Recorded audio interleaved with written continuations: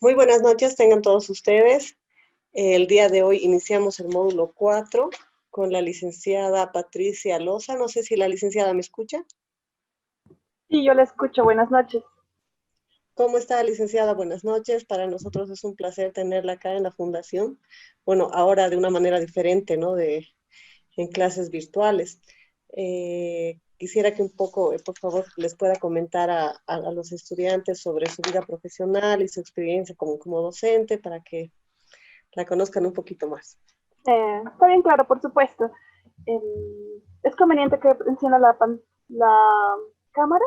¿Le parece Sí, sí, conveniente? es importante que esté con la cámara encendida en clase. Muy bien. Un momento.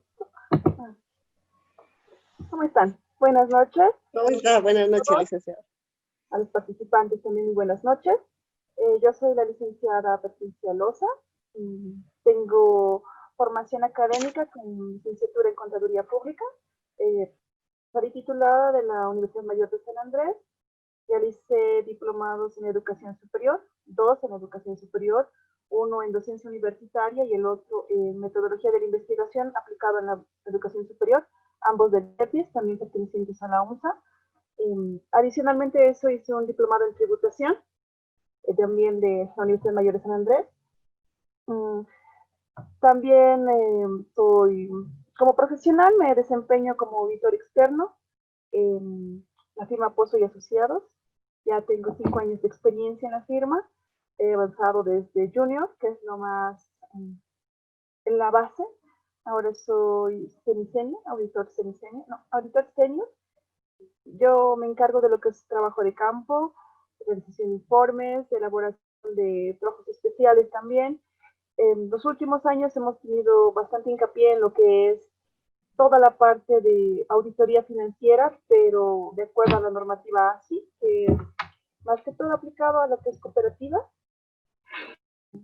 Adicionalmente a ello, puedo contarles que como docente he estado realizando esas actividades desde el 2017, primero en institutos de educación superior, como técnicos, formando a técnicos superiores en contaduría general, y posteriormente he realizado algunos cursos en lo que es la formación académica para licenciatura y también para ingeniería financiera en dos diferentes universidades. Y también acá participando como por segunda vez en el diplomado en tributación, en el módulo de impuesto al valor agregado y el régimen complementario al valor agregado, que sería este módulo que inicialmente estaba diseñado para ser el módulo número 4, pero que lo estamos, que está adaptando ahora y se convertiría ya en el módulo número 3, pero de momento sigue con el título de módulo 4. Esta es mi formación. Yo tengo un particular interés en compartir el conocimiento. Me parece que la mejor forma de crecer profesionalmente e incluso personalmente es la formación docente, la capacitación y la experiencia con otras personas, capacitándolas en la carrera y en la profesión que yo ejerzo, hago eso de esa manera. Entonces mi idea es tener la idea de que ustedes puedan aprender de mi experiencia y de que ustedes eh, se nutran de todos los conocimientos que he ido adquiriendo en este tiempo de trabajo. Y lo más importante para mí es poder compartir con todos los estudiantes y que ustedes también disfruten este módulo, que debido a su incidencia en el cotidiano vivir, lo vemos casi todos los días. ¿Quién no ha tenido una factura en sus manos? Entonces, de una u otra forma nos hemos vuelto sujetos pasivos a este impuesto.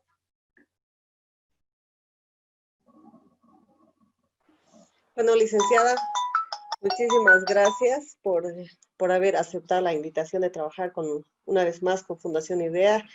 Y bueno, eh, le dejo para que continúe con su clase. En el anterior diploma hemos tenido una linda experiencia con usted. Usted tiene una linda forma de explicar. Entonces, cualquier duda o consulta, me escribe, por favor. Y yo más o menos a las 9 me voy a conectar si hay algo para ayudarle, no sé, para la lista o algo así. Ya, No se preocupe. Muchas gracias. listo, licenciada. Hasta luego. Hasta luego. Muy bien. Tengo entendido que somos 21 participantes, o sea, tengo escritos 21 personas en el aula. Quisiera saber si, bueno, en realidad tenemos, creo que nos faltarían 2 personas, porque veo que está el hospedador del módulo, mi persona, y otros 19 participantes. ¿Estarían de acuerdo si hacemos una pequeña evaluación? Es un juego que quiero hacer con ustedes en Kahoot. No sé si ustedes han hecho alguna experiencia en Kahoot. ¿Aló? Me gusta mucho tener una interacción con los estudiantes. Me gustaría saber si ustedes han hecho esa evaluación alguna vez en Kahoot. Es una plataforma igual virtual donde se hace juegos, pero con una temática de cuestionario, como una pequeña evaluación.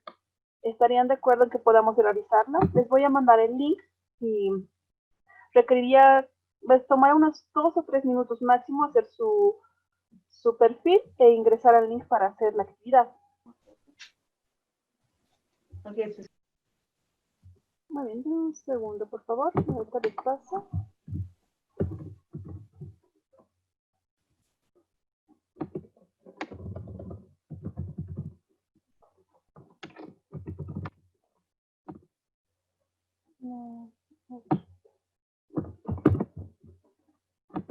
Muy bien. Les estoy pasando a lo que es el chat. Lo que tienen que hacer es bastante sencillo. Ingresan a ese link y les va a pedir que les autorice para iniciar el juego.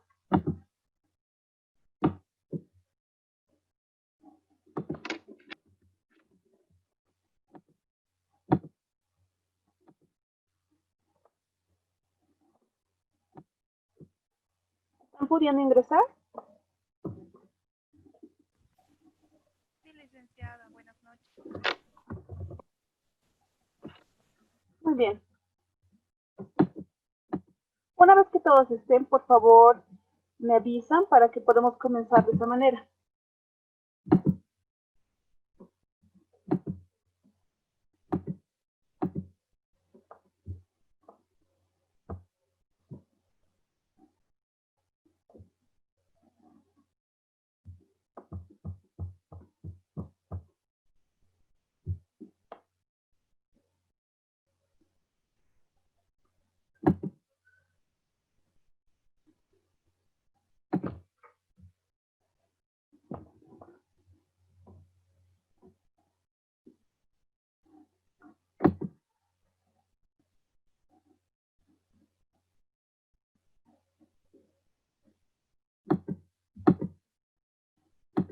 ¿Todos han podido ingresar?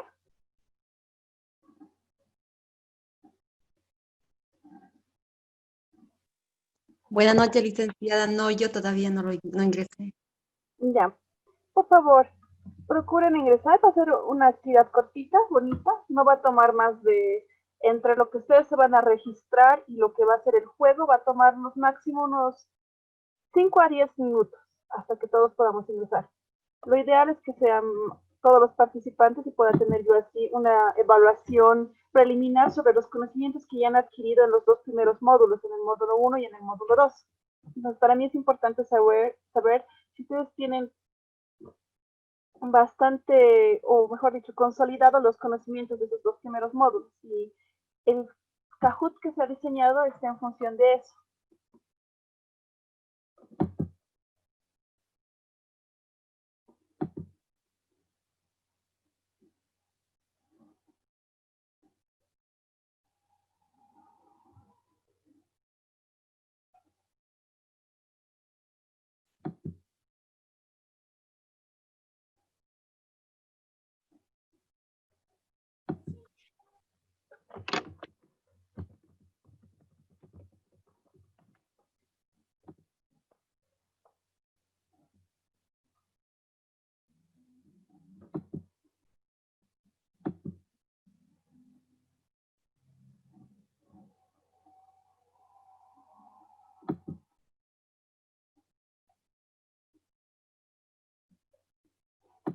Los que ya han creado, ¿me podrían dar los correos con los que los puedo ubicar para que los pueda invitar directamente?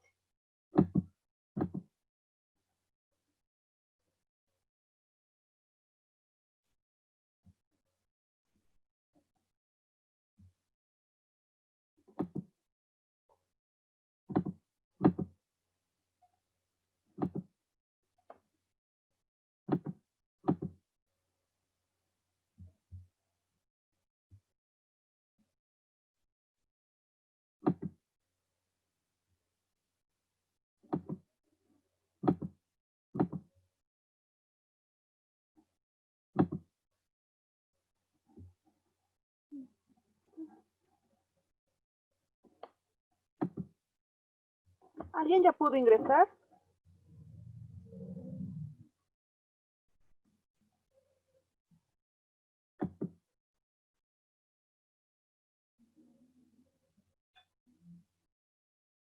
Sí, Licen, ya ingresé. Ya. ¿Puede decirme con qué nombre está para que lo pueda buscar de esa manera? ¿O ha podido ya ingresar al Kahoot?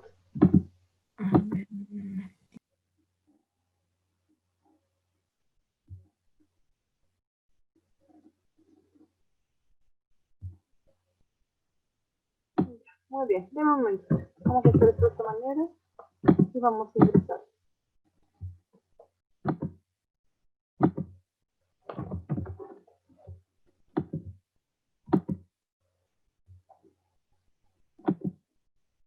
Una consulta. Los correos que están en la lista que me han pasado son los correos que van a ser utilizados, ¿verdad? Para que directamente por ahí pueda proceder a invitarles.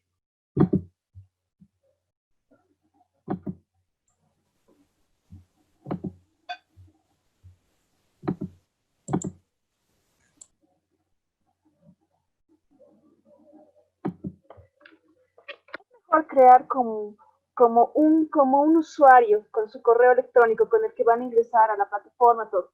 Va a ser más sencillo para ustedes y también va a servir para futuras evaluaciones que vamos a tener.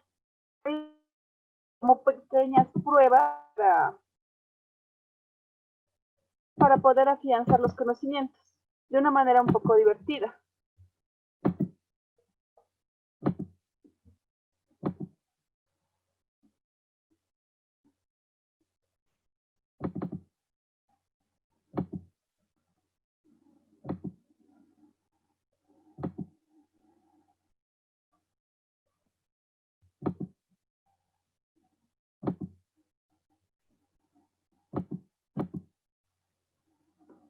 Ya. Estos son los correos. No, la persona que ha podido ingresar puede ingresar a jugar en el Kahoot.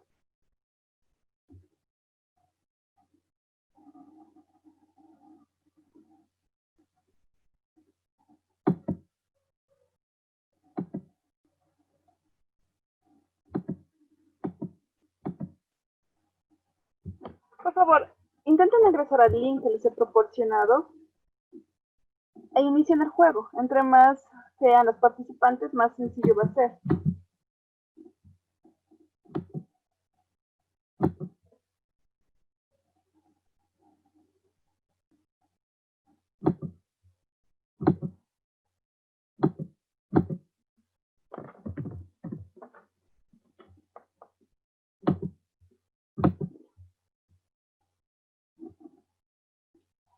Si no podemos hacerlo hoy, lo vamos a hacer mañana, no hay ningún inconveniente. Así vamos a poder avanzar. Lo que sí quiero es que podamos tener una evaluación preliminar del conocimiento que tenían de manera anterior. Quiero saber eso, es lo que me preocupa más. Bueno, entonces empezaremos con el módulo. Voy a compartir la pantalla, denme un momento, por favor.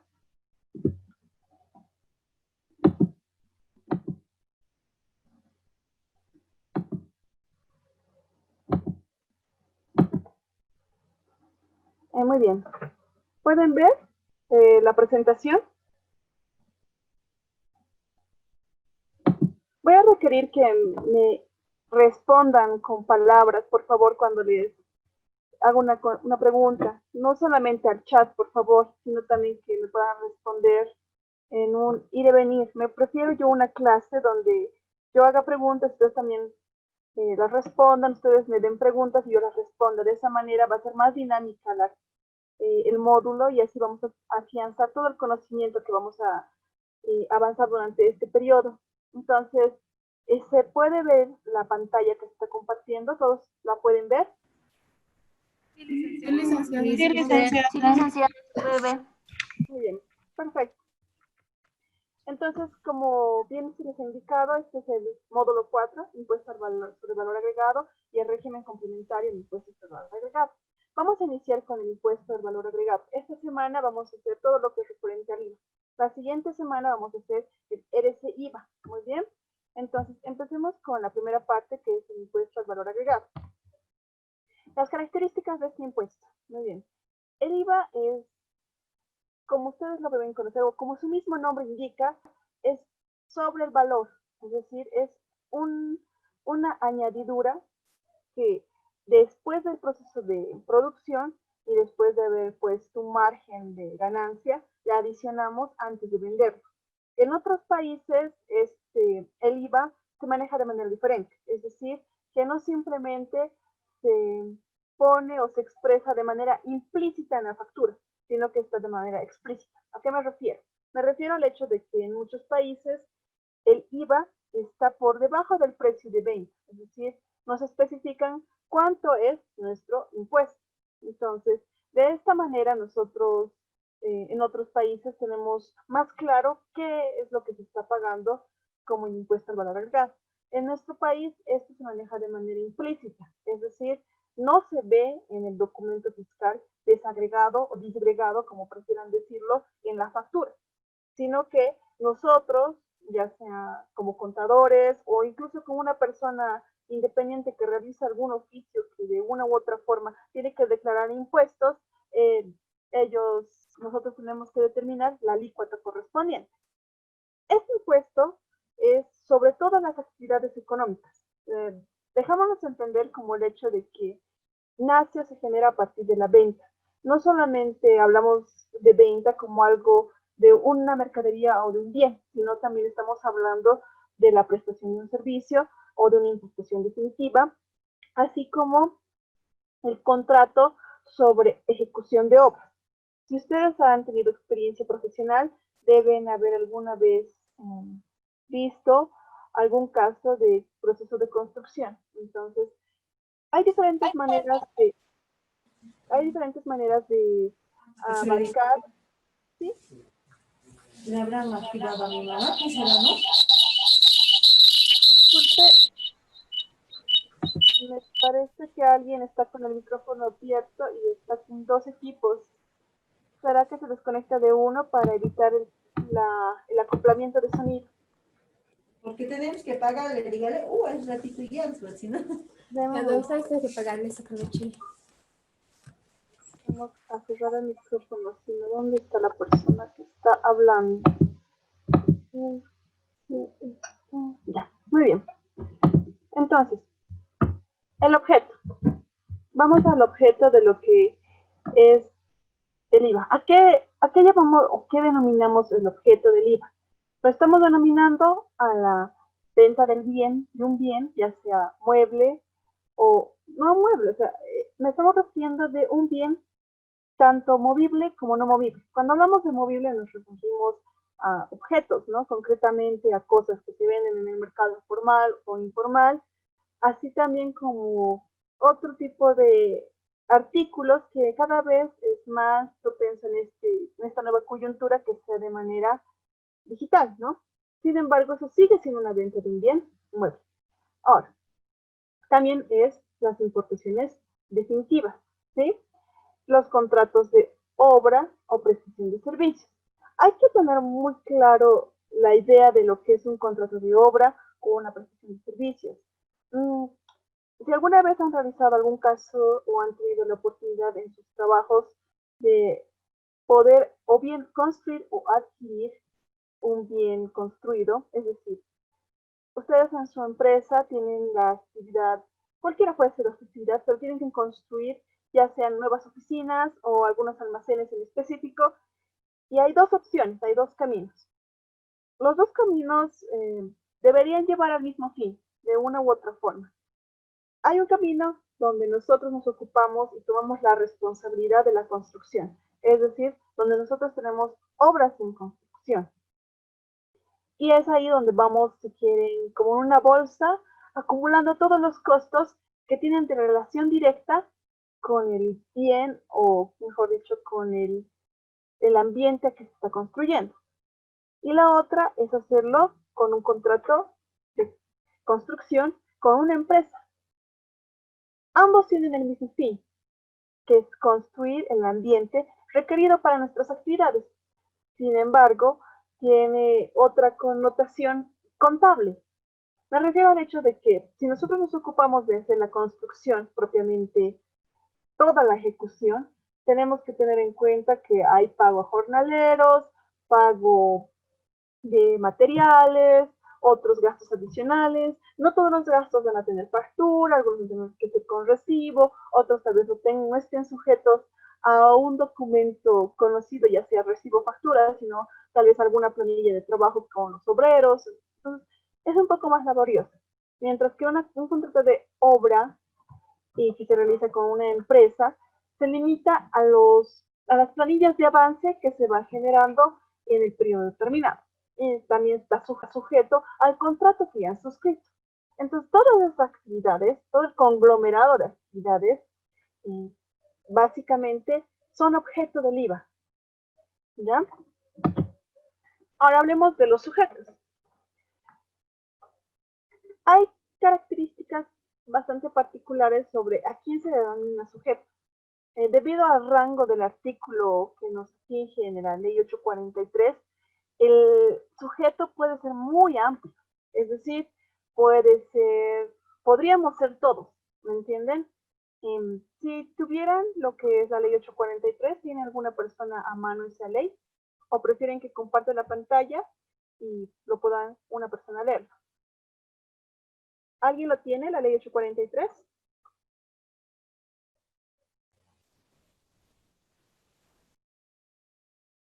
¿Aló? No, Licen, ¿lo puede compartir, por favor? Ya, muy bien, entonces vamos a hacer esto. Hacemos un segundo y vamos a compartir esto.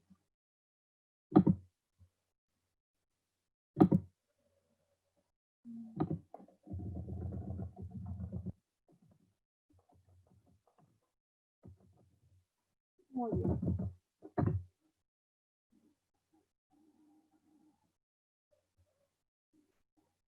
Entonces,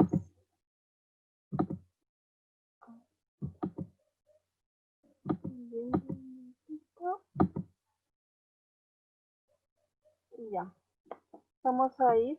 Esta ley, la que están viendo, este es un compilado de impuestos nacionales. Yo voy a proceder a subir eso a la plataforma para que ustedes lo tengan, así como todo el conjunto de normativa que he ido acumulando, que es propiamente lo he descargado todo de impuestos nacionales. Hay algunos libros que ya no están en la plataforma, que los descargué en su momento y que ahora ya no se encuentran. Sin embargo, yo les recomiendo que siempre tengan a bien poder entrar de manera recurrente a impuestos nacionales e ir descargando la normativa. Han ido cambiando y modificando en los últimos 3 o 4 años la manera en que presentan la normativa. Es decir, hubo una temporada que lo presentaban por compilados, es decir, decían, estos son los libros, y dentro de los libros estaban todos los compilados de las leyes. Aquí está, muy bien. Es decir, había una capita específico donde decía, estos son los libros, y están todos los compilados de la normativa, de la 843 y de la 2492, que tenían relación, y así como todas sus modificaciones. Y en otro capítulo tenían las RNDs, y en otro capítulo independiente tenían lo que son resoluciones biministeriales, así como también lo que es el compilado, pero de RNDs. Y los dividían en 3 diferentes tipos de compilados. Es decir, RNDs que hablaban propiamente de solamente impuestos y procedimientos, otra que hablaba de casos especiales y otro que hablaba de ilícitos. Entonces, todas esas compilaciones yo se las voy a pasar. Yo he revisado recientemente en la página de impuestos y lastimosamente ya no está esto. Entonces, es una pena porque realmente era muy útil para nosotros poder tener la normativa de esa manera. Entonces, cualquier compañero, por favor, o compañera, que pueda leerme el artículo 3, que está en la pantalla. Licenciada, no se puede ver en la pantalla el documento que compartió. Muy bien, denme un minutito. Lo voy a compartir. Acá está. ¿Ahora sí lo pueden ver? Sí, se Muy puede bien. apreciar. Por favor, compañeras, si tuviera la gentileza de poder leer el artículo 3? Sí, claro que sí, licenciada. Son sujetos pasivos del impuesto quienes, en forma habitual, se dediquen a la venta de bienes muebles, realicen en nombre propio, pero por cuenta de terceros, venta de bienes muebles, realicen a nombre propio importaciones definitivas, realicen obras o presten servicios o efectúen prestaciones de cualquier naturaleza, alquilen bienes muebles y o inmuebles, realicen operaciones de arrendamiento financiero con bienes muebles. Muy bien, muchas gracias, estimada. Ahora, quiero que analicemos este artículo. Si nosotros lo tomamos a rajatabla, ¿qué entenderían ustedes? Por ejemplo, el 1 dice, quien de forma habitual se dedica a la venta de bienes muebles. Me imagino que de los 21 participantes de ahora, ¿hay alguno que se dedique a hacer esto? ¿Hay alguno o nadie?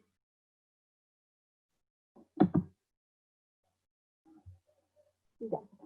El acápite 2 que dice realice nombre propio, pero por cuenta de terceros la venta de bienes muebles, es decir, trabajan en bienes raíces. ¿Hay alguien? Ahora, el tercero, realice a nombre propio importaciones. ¿Hay alguna persona que se dedica a la importación de bienes a nuestro país? Ahora, el D es, realicen obras o presten servicios o efectúen prestaciones de cualquier naturaleza. ¿Alguien realiza eso? Quiero que entiendan bien esto. A ver, si tomamos la norma a rajatabla, ¿qué nos está queriendo decir el inciso D? Cualquier persona que no sea la compañera que leyó, por favor.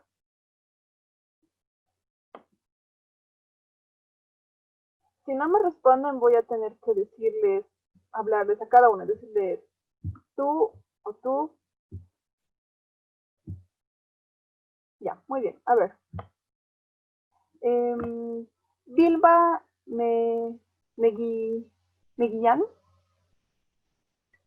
Vilma, Buenas noches, licenciada. buenas noches. Si tú lees Eh, así como está el inciso D, ¿qué entenderías por eso? Realicen obras o presten servicios o efectúen prestaciones de cualquier naturaleza. realicen obras, sería obras de construcción, Puede ser. eh, presten servicios, servicios de, por ejemplo, un doctor presta servicios o da Exactamente. servicios. Me imagino a eso también puede ser. Claro. Ahora, o efectúen prestaciones de cualquier naturaleza. Usted tiene un trabajo, me imagino, ¿verdad, Vilma? Aún para Por el independiente, momento no. ¿no? Muy bien. No, por el ¿Antes momento tuvo un no. trabajo? Sí, sí. Sí, muy bien. Pongámonos en esta hipótesis.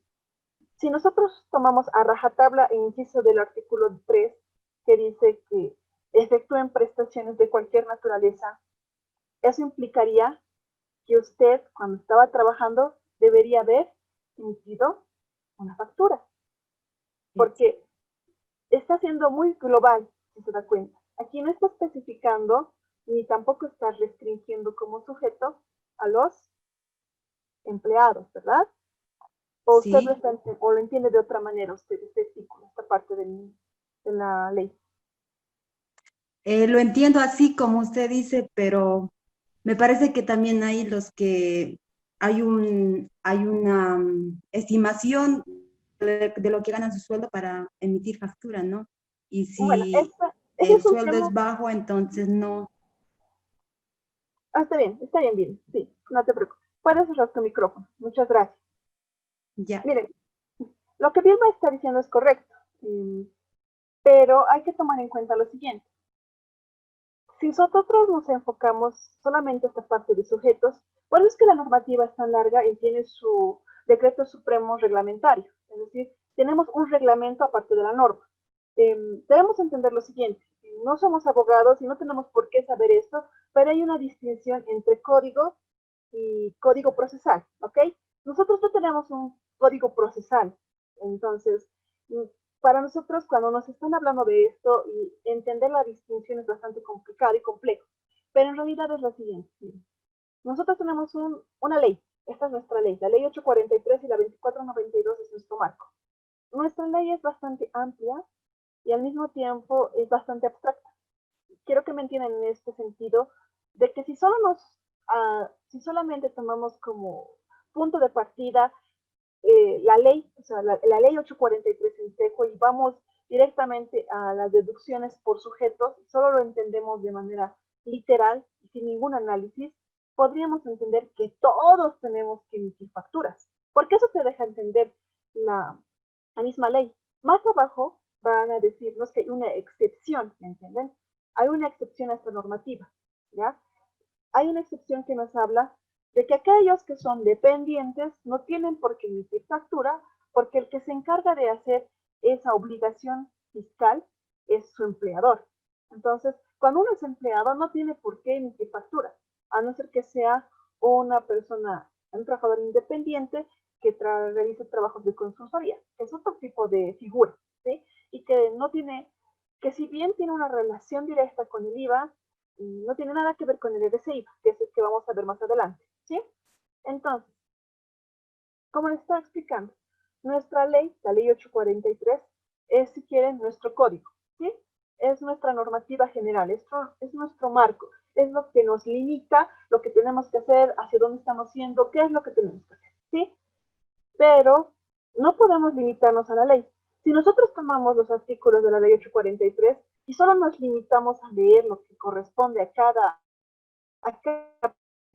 impuesto, vamos a darnos cuenta de que hay muchos vacíos. ¿A qué me explico? Cuando lean esta ley, cuando vean la composición, van a darse cuenta de que dentro de la ley 843 no se determinan lo que son fechas de plazos. Sí se habla de plazos, pero no se dice qué fechas son.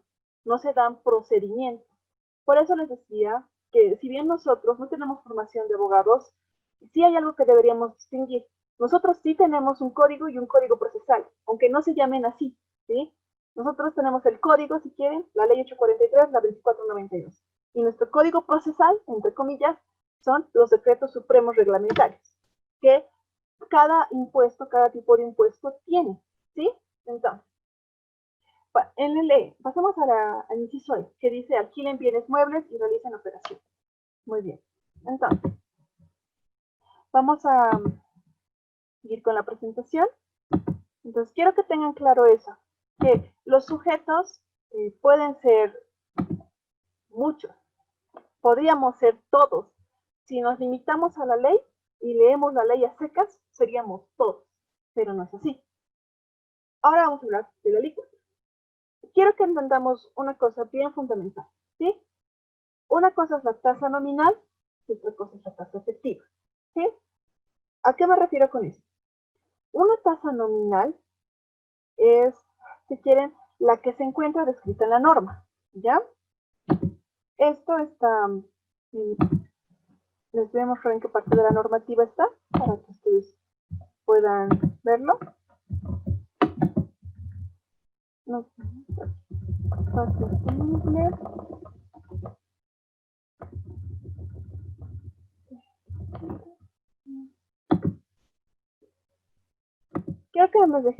quiero que tengan bien claro lo que es la tasa nominal y la tasa efectiva, ¿sí? La tasa nominal es la que está descrita en la ley, si quieren así decirlo. Y mientras que la tasa efectiva es el valor real de esa tasa. ¿A qué me voy con esto?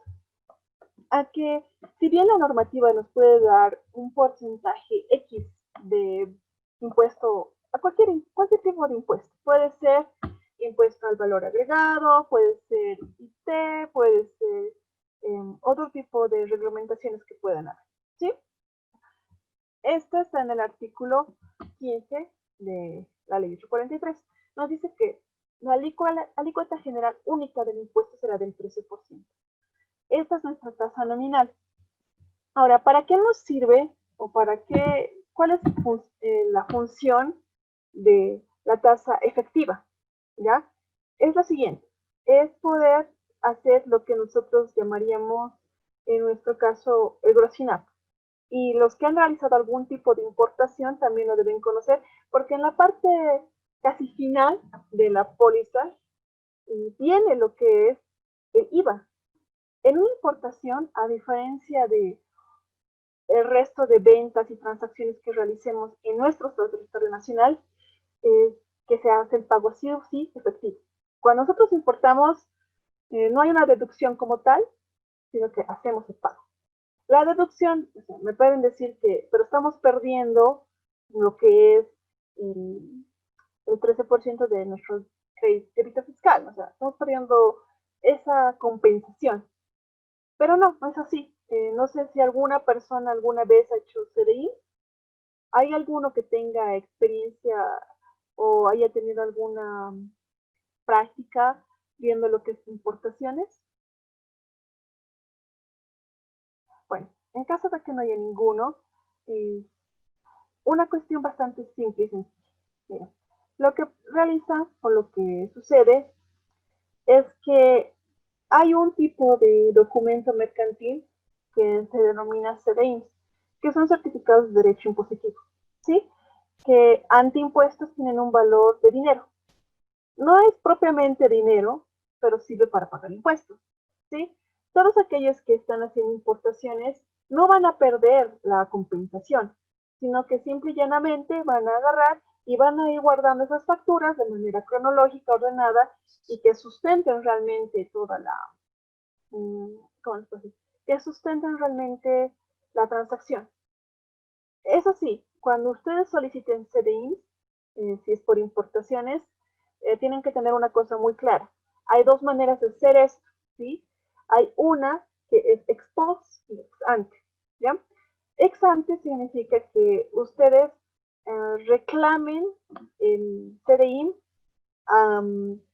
de acuerdo a su propia determinación. Es decir, ustedes ya han avanzado conceptos básicos de lo que es toda la parte tributaria. Y hay una parte que nos habla de la determinación tributaria, de determinación impositiva, ¿sí? Hay tres maneras de hacerlo, ¿verdad? ¿Cuáles son esas tres maneras? ¿Quién me podría decir? Si no me dicen, voy a hablar con cualquiera y voy a darle la palabra a cualquiera. Por favor. Williams, Eduardo.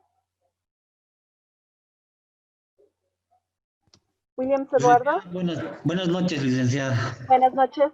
En el módulo, si no me equivoco, 2 o 3, en el 2 o en el 1 han llevado lo que es los tipos de determinación impositiva o determinación de obligación tributaria. ¿Me puede decir los tres tipos que existen? A ver, no lo entendí. ¿Cómo me dice?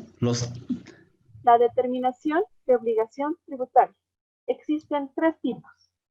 Esto lo han llevado en el módulo 1 o en el módulo 2. Ahorita se me escapa en qué módulo está, pero lo han llevado. La determinación de la obligación tributaria, licenciada. Sí, exactamente. En nuestro país hay tres maneras de determinar. ¿Cuáles son? La determinación por el contribuyente. Muy bien. A través de las declaraciones juradas. Perfecto. La determinación por la administración tributaria. Muy bien. Que es el sujeto activo. Y sí. No recuerdo, licenciada, el último.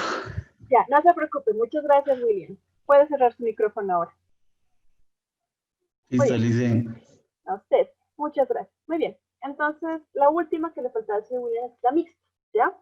Cuando estamos hablando del CDI, es un tipo de documento que requiere que ustedes guarden cierta información y respalden, ¿ya? Y cuando estoy hablando de dos situaciones, ex ante y ex post, me refiero a de que ex ante, es decir, con tu determinación como contribuyente, tú determinas que tus CDI tienen un valor de 1,000 y tú le pides esos 1,000 a impuestos, ¿sí? Sin embargo, esto ex ante que sucede es pasible a fiscalización. Y si durante la fiscalización determinan de que no eran 1,000, sino eran 900, entonces esos 100 se convierten en una deuda tributaria. Porque aunque tú no hayas querido defraudar, porque ellos lo toman como una defraudación, ni siquiera lo toman como que es una deuda tributaria, sino es una defraudación que estás haciendo y es un delito. Entonces, no solamente tienes que pagar la multa del 100% por esos 100, digamos que tú te has equivocado, que en realidad no es tanto que tú te equivoques, sino es una cuestión de análisis de la norma y de cómo tu fiscalizador valida o no valida tus CDIs. ¿Ok? Entonces, cuando tú haces el ex ante, estás pasible a una fiscalización, ¿ya? Pero cuando haces ex post, es decir, nosotros requerimos que antes de que te demos los CDIs, revisar todos los hechos que han sucedido y que validemos de esta manera que todo lo que estás diciéndome que me estás pidiendo por CDIs sea lo que te tengo que dar. Entonces, al optar por esa otra opción, evitamos que nos cobren o que tengamos alguna contingencia tributaria futura, ¿sí? Entonces, eso lo van a ahondar mucho más cuando estén llevando toda la parte de impuestos o tributos aduaneros y todo lo que es la parte de importaciones. Entonces, eso es mucho más, si quieren, va a ser mucho mejor analizado en ese modo. Sin embargo, quiero que tengan claro de que cuando hablo de la tasa nominal y tasa efectiva, estoy hablando de esa distinción. La tasa nominal es la tasa que se determina y que está escrita en la norma. Pero la tasa efectiva es la tasa real, es lo que realmente se está pagando o se va a dar a favor del fisco, ¿sí? Entonces, hasta ahí estamos claros, ¿verdad? Porque tenemos que quedar bien claros en esto. Pasemos a las condiciones sobre la venta, ¿ya? En el artículo 2 de la ley 843 habla sobre qué tipo de condición debe cumplir un contribuyente para que una venta sea válida. Esto no quiere decir que las ventas no habituales sean inválidas, pero hay que tener en cuenta que nosotros como pasivos, sujetos pasivos en esta relación tributaria que tenemos obligaciones y deberes formales, ¿sí? Entonces, hay una obligación, hay un deber formal, hay algo que tenemos que hacer, que no solamente es inscribirnos a impuestos y dar la emisión de las facturas, sino también el de declarar qué tipo de actividad económica ejercemos. ¿Me dejo entender? Es decir, cuando nosotros sacamos el NIC, si alguno tiene ya NIC o ha realizado el trámite ante impuestos, le van a preguntar qué tipo de actividad realiza y si tiene una actividad secundaria. ¿Por qué les preguntan esto? Porque la misma normativa te dice que las ventas tienen que tener una condición para ser validadas como ventas de habituabilidad. ¿A qué se refiere con eso? Se refiere al hecho de que estas ventas tienen que ser rutinarias, si quieren, o tienen que tener una naturaleza que no salga por fuera del marco de sus actividades. Por ejemplo, Abigail, buenas noches, Abigail. Sí, licenciada. Buenas noches. Buenas noches. ¿Usted trabaja o ha trabajado? ¿Perdón? ¿Trabaja o ha trabajado? Trabajo. Muy bien. En su trabajo, no tiene por qué decir el nombre, pero me puede decir en qué actividad realiza. Trabajo como contadora. Ya, muy bien. Me imagino que hacen una firma, ¿verdad? Sí. Como tu deber formal, o mejor dicho, el deber formal de tu empleador, debe estar ahí tu NID, así como el certificado de actividad, ¿verdad? Sí. Muy bien. Una consulta. ¿Alguna vez has visto qué tipo de actividad tiene y si tiene una segunda actividad? No tiene una segunda actividad, solo una principal. A una principal. Muy bien. Entonces, tú, Abigail, me imagino que solamente hacen servicios de contabilidad, ¿verdad? Sí. Ya. Pongamos un caso hipotético, Abigail.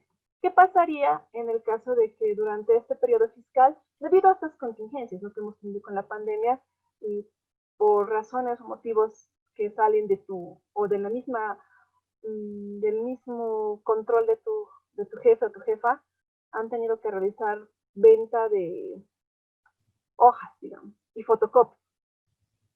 Ponte a pensar eso, ¿no? No digo que lo estén haciendo, pero ponte a pensar que ha sucedido tal contingencia. ¿Tú qué crees que pasaría cuando empieces a reportar facturas con ese tipo de actividad? Sería como una observación porque no está el rubro inscrito. Exactamente. Muy bien, Abigail. Cuando hablamos de habituabilidad, nos estamos refiriendo a eso, Abigail. En tu caso, en el caso de Abigail, estamos refiriéndonos a un servicio de contabilidad. En el caso de, no sé, Perico de los Palotes, que hace compra y venta de fármacos, es vender fármacos. Entonces, cuando se realiza otro tipo de actividad, y es de manera excepcional, no tiene por qué haber una segunda actividad dentro de tu talonario, es decir, de tu certificado de actividad. Solamente requiere uno. Digamos, de manera excepcional se hace la venta de algún bien. Ustedes deben saber, porque la mayoría de nosotros somos colegas, somos contadores, y sabemos de que si bien se puede dar de baja los activos fijos, requieren un procedimiento que es de informar a impuestos nacionales sobre la restricción de los mismos. Debido a este procedimiento y a lo tardío que es la conclusión del mismo, observar, es todo un dilema contable dar de baja de manera apropiada en una entidad rutinaria.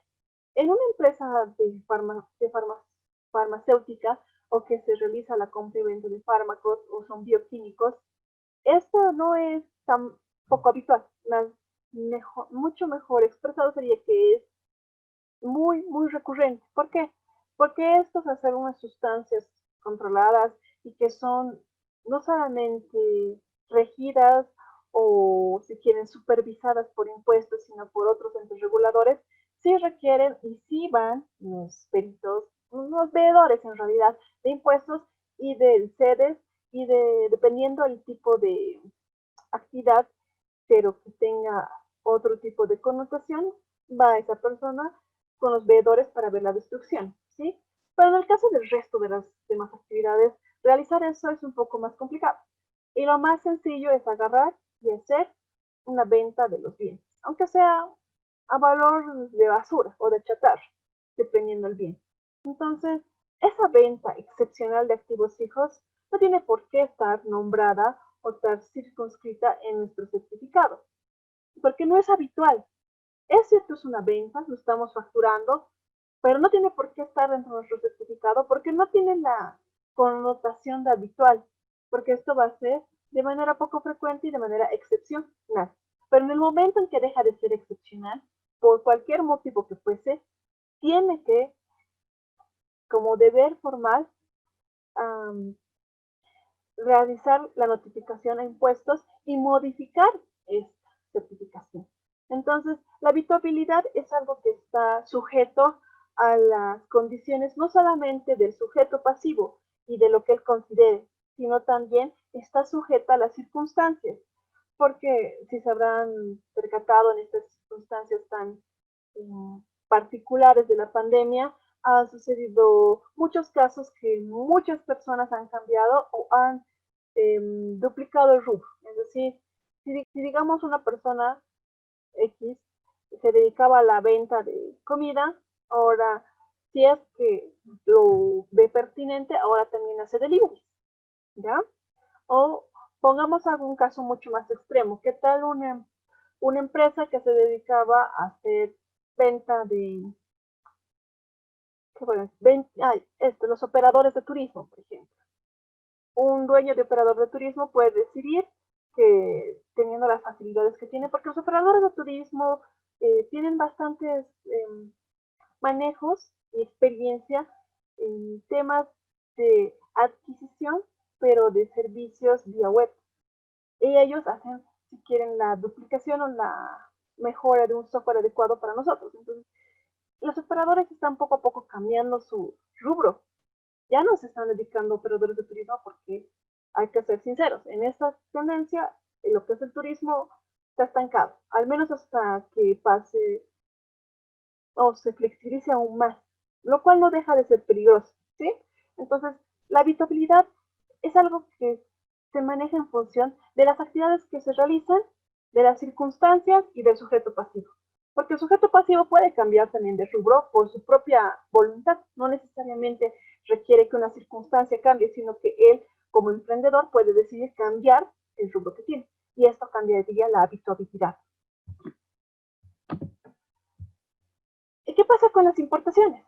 Bueno, ya habíamos hablado algo de las importaciones, ¿sí? Hay que establecer que la ley nos dice que esto del IVA solamente puede ser aplicado a las importaciones definitivas, ¿sí? Cuando hablamos de poder, si quieren ustedes, calcular o determinar el importe que se va a hacer como base imponible, ese importe de importación definitiva, y valga la redundancia, va a ser el valor CIF, en nuestro caso, ¿sí? Generalmente, nosotros, si trabajamos en cualquier tipo de empresa y no realizamos por nosotros lo que son las importaciones, no vamos a tener ese problema porque las personas que van a realizar eso son los despachantes de aduana, que son los que se dedican de manera habitual a hacer eso. Y simplemente nos dan todos los documentos de la importación más su factura por los servicios prestados, ¿sí? Sin embargo, en el caso de que decidiéramos como sujeto pasivo realizar nosotros la importación y hacer que el gravamen, o mejor dicho, determinar nosotros mismos nuestra deducción fiscal, ahí sí tenemos que tener en cuenta de que tiene que ser una importación definitiva. ¿Por qué hablamos de importación definitiva? ¿Sí? Quiero que entendamos una cosa. Cuando estamos en territorio boliviano, voy a hacer un dibujo en esta parte. Vamos a poner que el círculo es nuestro territorio, ¿sí? Es Bolivia. Con todos los círculos, ¿sí? ¿Ya? Cuando hay diferentes tipos de importaciones, y eso estimo van a verlo en el módulo correspondiente, hay otro tipo de importaciones que no son definitivas. Por eso es que la ley es muy clara o es tan redundante, si ustedes prefieren llamarlo así, en que sea importaciones definitivas. Me refiero a este hecho porque hay importaciones que pueden estar en tránsito en nuestro país, es decir, están pasando de un punto A,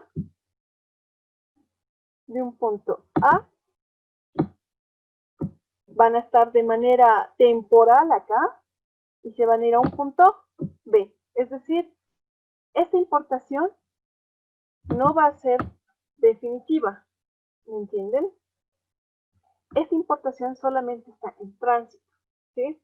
Por esa razón, nosotros no podemos decir que todas las importaciones están grabadas o son deducibles o tienen que pagar el impuesto. ¿Por qué? Porque hay importaciones transitorias.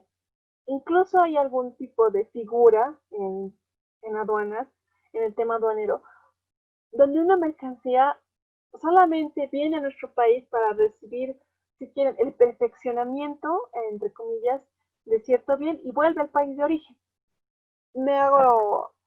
Hago, digamos, una aclaración en esto. Por ejemplo, digamos que de Bolivia sale hacia el Brasil un artículo, cual fuera ese, pero este va a regresar al país con alguna modificación, pero va a regresar al país. ¿Me entienden? No es que se va a exportar definitivamente, porque no es una exportación definitiva, así como ellos no lo van a importar, sino que simplemente van a hacer una mejora al equipo, van a hacer algún cambio al equipo y va a regresar. Entonces, por eso la ley es tan clara o tan redundante cuando nos están hablando de las importaciones y nos aclara y nos vuelve a aclarar que lo que marca o pone hincapié y fuerza a esto es el hecho de que sea una importación definitiva. No puede ser otro tipo de importación, ¿sí? No puede ser una importación temporal ni tampoco una transitoria, ¿sí?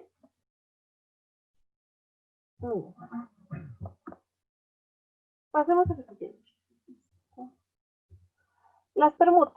¿Quién me podría decir qué es una permuta?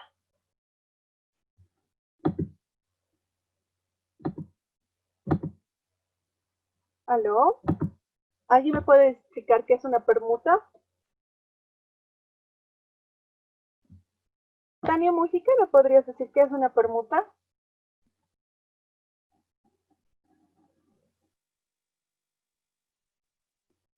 Tania. Aló, buenas noches.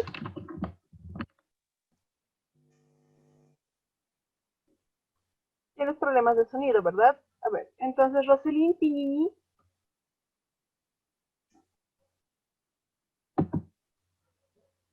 Necesito que puedan conversar conmigo. Es para mí indispensable la respuesta de ustedes. Me parece más conveniente hacer cualquier tipo de Hola, clase de manera. ¿Sí? hola, licenciada, buenas noches. Buenas noches. Muy bien. ¿Ahora me escucha, licenciada? Sí, ahora sí. Ah, Muy ya, bien. le habla Tania Mujica. Muy bien. Licenciada, la permuta, yo lo entiendo así como, por ejemplo, al comprar un bien, un determinado bien, cancelamos una parte en efectivo y la otra la damos a cambio por algún bien. Ya. No sé si es lo correcto. ¿Estás bien? ¿Nos puedes cerrar así tu micrófono? No estás lejos de lo cierto. Una permuta no solamente es una transacción de un porcentaje del bien por un importe, es decir, pagar la diferencia del bien con otro bien, ¿no? Sino puede ser también entre dos bienes que no comparten la misma esencia, ¿ya? ¿A qué me refiero con eso? ¿Ya? Me refiero a que puede ser, no es que siempre sea, sino puede ser también el intercambio entre un bien mueble y un bien inmueble. Generalmente las permutas, y me imagino que en nuestro caso, de manera bastante coloquial, hemos visto que la permuta sucede muchas veces con vehículos, que es lo más habitual. Es decir, nosotros adquirimos hace 5 años un vehículo de ese año, pongámosle, y permutamos, cambiamos por otro vehículo más moderno, y si es que hay la diferencia, que sí debería haberla, porque si es un vehículo más moderno, tiene un importe diferente. Pagamos esa diferencia, ¿sí? Entonces, la permuta básicamente es eso, es es un dar y un recibir, no, y no simplemente es una transacción de venta cerrada, ¿sí? En la normativa sí se habla de la permuta, ¿por qué? Porque la permuta es una figura muy usada en nuestro país, ¿sí? Y es una, como dice la norma, una doble operación de transferencia, de compra y venta, ¿sí? Y necesariamente está bien acompañada, entre comillas, de una otra contraprestación, que en la mayoría de los casos, si no es que en todos, es el dinero, la diferencia del dinero, ¿sí? Ahora hay que entender que esto afecta a toda la operación en conjunto. Me refiero a que cuando nosotros hacemos una permuta, y es una permuta, digamos, por primera vez, hay que distinguir esto. Cuando nosotros hacemos la compra por primera vez, ya sea de un bien mueble o de un vehículo, sí se realiza la facturación, ¿sí? Pero cuando es la segunda venta, cuando se vende por segunda vez, se permuta por segunda vez, ya no. Ahí solamente se puede hacer el impuesto a las transferencias, ¿sí? Que es un impuesto que tiene relación con el IT, pero que no está sujeta o no está aplicada por, por el ente regulador nacional, sino por el ente departamental. Entonces, estos impuestos a las transferencias son aplicadas por cada municipio, ¿sí? Entonces, en las permutas se, se asume que todas las partes están grabadas por el impuesto. Ahora hay que hacer una distinción, ¿sí? Hay que tener claro de que, si bien esta gravabilidad de todos los involucrados, de todos los productos involucrados en la transacción, no tiene que ser o no es necesariamente deducible para el IVA, ¿ya? Tiene que ser solamente en el caso de la primera vez. Esto es un poco más difícil de verlo en el mundo real, ¿sí? La mayor parte, cuando se hace eso en un mercado abierto, como la 16 o en alguna feria de vehículos, lo que se hace es simplemente agarrar, se compra, o tal vez si se hace la permuta, se paga la diferencia y se paga un impuesto a la transferencia. Punto. No hay más, ¿sí? Pero en el caso de una concesionaria, de una concesionaria de autos, eso no va a suceder de esa manera, ¿sí? si bien el sujeto, pongámosle que nosotros estamos comprando adquiriendo el vehículo. Si nosotros estamos adquiriendo el vehículo, entonces nosotros no vamos a emitir facturas si es que nosotros no somos una empresa unipersonal, que es la mayor parte de nosotros. Nosotros no tenemos esa obligación, no podemos emitir, pero ellos sí tienen la obligación de emitir. Además de eso, en nuestro caso, el vehículo que vamos a ceder en permuta no va a ser una venta de primera vez, ¿verdad? Va a ser, en nuestro caso, de nuestro vehículo, va a ser la segunda venta. Entonces, sí corresponde el impuesto a las transferencias. Pero en el caso de la concesionaria, no. La concesionaria está vendiendo por primera vez este vehículo y la concesionaria tiene toda la obligación de hacer eso. Ahora, cuando se habla entre concesionarias, que también puede darse el caso y se hace la permuta, que no es tan habitual, pero sí puede darse el caso, entonces sí estamos hablando de una compra y venta, entre comillas, y ambos mutuamente se tienen que dar facturas, ¿sí? Entonces, esto de la permuta varía o se modifica si somos sujetos pasivos con todos los derechos y obligaciones de un sujeto pasivo ante impuestos, es decir, somos un contribuyente y no simplemente somos uno más de la población, o si son dos empresas reguladas, y que sí son dos empresas. Entonces ahí varía, ¿no? La permuta es algo bastante interesante que se realiza mucho en nuestro país, mucho, mucho. Es una figura muy conocida y muy, muy realizada. Entonces tenemos que tener claro que siempre va a haber impuestos, siempre, siempre. No es que se va a perder, no es que no va a haber, porque hay algo que sí es muy cierto y que todos tenemos que tener muy claro, es que impuestos nunca pierden. Siempre va a ganar y no importa por dónde, pero impuestos siempre va a cobrar, ¿sí? Entonces, todos tenemos que pagar el impuesto de diferente manera, hay otros maneras de hacerlo, la aplicación contable, la normativa que se use, el procedimiento mismo va a ser diferente, pero sí va a ser así, ¿sí? Ahora, como estaba diciendo, esto que les he comentado, todo lo que les he comentado al respecto del sujeto pasivo, la primera vez y la segunda vez, está de acuerdo al artículo 2 del decreto reglamentario, ¿no? 21.532. Estos chicos que les dije, ¿no? Sobre que tenemos un código y un código procesal, es cierto, o sea, no tiene ese nombre, pero es así. Y esta parte que explica cómo hacer la permuta está dentro del código procesal, ¿sí? Entonces, recuerden, el código procesal para nosotros son nuestros decretos reglamentarios. Y también podríamos decir, así como las RNDs que reglamentan esto, ¿sí? Porque las RNDs son un tipo de documento ley, entre comillas, que está por debajo del decreto supremo, pero que reglamenta el decreto supremo. A veces tienen ciertos vacíos, pero eso es otra arena de otro costal. No podemos nosotros determinar más. ¿Sí? Hasta aquí, hasta las preguntas. ¿Hay alguna pregunta? Es bueno que pregunten porque el cuestionario que vamos a tener para esta primera semana va a estar habilitado el viernes, entonces ustedes van a tener que desarrollarlo y es mejor que absuelvan todas las dudas que tengan en este momento. Que igual está la normativa que voy a dejar colgado dentro de la plataforma, pero que de todas formas es bastante pesada de leer. Si ustedes se han percatado, el documento que les estaba compartiendo del libro de compilado de todo lo que es la ley, los decretos reglamentarios, las RNDs que cambiaron el decreto reglamentario, que pudieron más procedimientos, son más de 500 hojas. Y aparte que es IVA y RC-IVA son las primeras 70 páginas. No es mucho, pero sí es bastante ampuloso si es que quieren leerlo para el examen, ¿no? Entonces, ¿hay alguna pregunta hasta acá?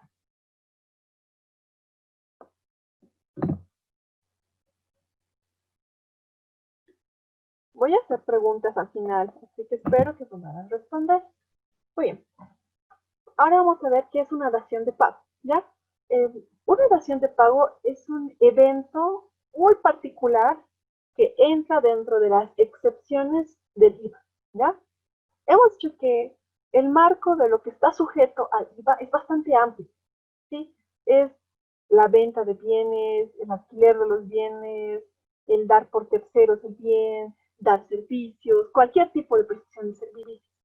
Entonces, tenemos que entender esto. La dación de pago o solo surge cuando el sujeto pasivo, que es el contribuyente, ha tenido una determinación o una autodeterminación por parte de impuestos. Ya hemos hablado de lo que es la determinación de la obligación tributaria, de las tres formas, ¿sí? Cuando nosotros estamos hablando de la dación de pagos, estamos hablando de que la determinación que nosotros hemos realizado como sujetos pasivos era errada o no, o pudimos no haberla realizado, pero impuestos ha hecho una determinación tributaria y nos dice que debemos 1.000.000, ¿sí? Digamos ese número redondo, ¿sí? Y nosotros nos vemos en esa circunstancia, ¿sí? Debemos 1.000.000, es mucho, ¿no? Entonces, nosotros para poder seguir realizando nuestras actividades, y es lo que nosotros decíamos, hacemos una entrega del bien, de un bien inmueble, ¿sí? La ley lo dice muy claro, la ley te establece de que esa dación de pago, que está circunscrita también en el decreto reglamentario que ya les había comentado, solamente puede ser de un bien mueble. Y te especifica no solamente que tenga que ser un bien mueble, que está a tu nombre, sino que no tenga ningún tipo de gravamen, ¿sí? ¿Alguno de ustedes sabe lo que es un gravamen?